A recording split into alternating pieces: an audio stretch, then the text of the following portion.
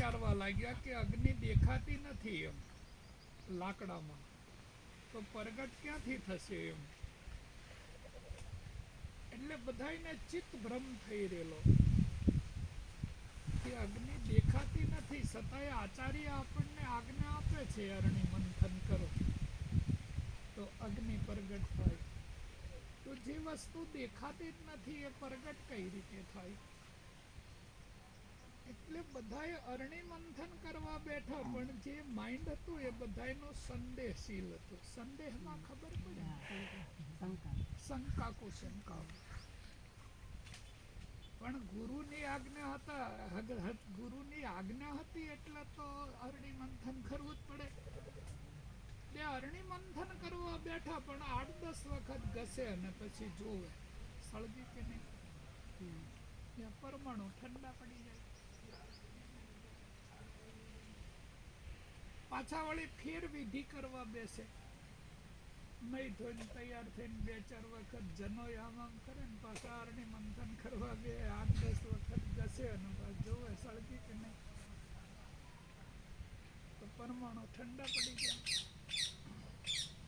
એટલે 14 વર્ષની ઉંમરે દીક્ષા લીધી અરણી મંથન કરવાની, અને 70 વર્ષ સુધી કટકટિયા ઘસ્યા તો અગ્નિ પ્રગટ ન થઈ.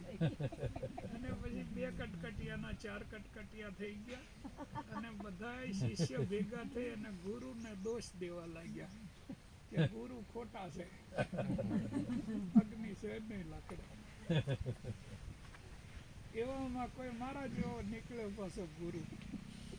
એટલે ગુરુજીએ બોલાયા કે અહીંયા દેવતા મારા શિષ્યો મારી યાર ઝઘડો કરે.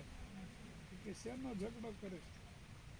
કે અરણી મંથન કરવા બેસાડ્યા છે 14 વર્ષની ઉંમરથી, ત્યાં 70 વર્ષ થઈ ત્યાં અગ્નિ પ્રગટ નથી થઈ. 2 કટકટિયાના 4 કટકટિયા થઈ ગયા. તો કે બાપુ તમે એમને નાની વિધિ આપી છે, એટલે રોજ કરવાની વિધિ આલીએ છે. 5 માળા ફેરવો, પછી માળાની ખૂંટીએ ભરાવો એટલે ગરમી એઠી રહે છે. તો કે આમનો કંઈક નિવેડો હોય તો કરો. તો બાપુ મારા જેવા સાયન્ટિફિક હતા કે આમાં બુદ્ધિ કાંઈ લગાડવાની જરૂર નથી. જડ ભરતની જેમ 2 કટકટિયા લ્યો અને માંડો ગહવા.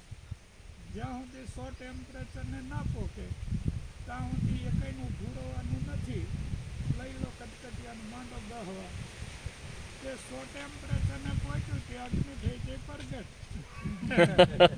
એ પ્રગટ થયેલી અગ્નિને જોઈ અને મનનું સમાધાન થઈ ગયું.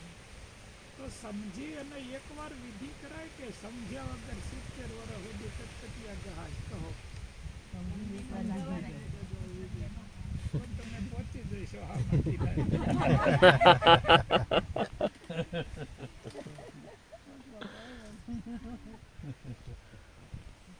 તો મને કોઈ સંદેહ નથી કે તમે નહીં પહોંચી શકો. પહોંચી જઈશો, સમજણ તો છે જ.